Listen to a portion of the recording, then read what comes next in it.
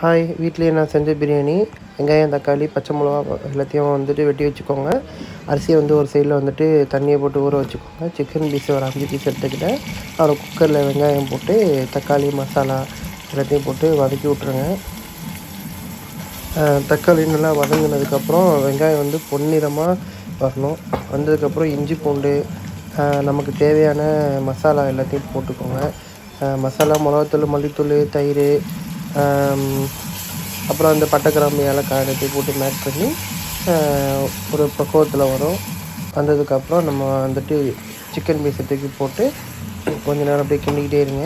ஏன்னா கீழே அடி பிடிக்காமல் இருக்கணும். சிம்மில் வச்சு கிண்டுங்க, ஓகேவா? சிம்மில் வச்சு கிண்டுங்க. ஒரு பக்குவத்துக்கு வந்தோடனே தண்ணியை வந்துட்டு எத்தனை 1 டம்ளர் அரிசிக்கு 2 டம்ளர் தண்ணி அந்த பதத்தில் போட்டுக்கோங்க. போட்டுட்டு குக்கரை ஃபைனலாக மூடிடுங்க. இன்னொரு சைடு பார்த்தீங்கன்னா நான் சிக்கன் ஃப்ரை பண்ணினேன், அதையும் காமிச்சிருக்கேன்.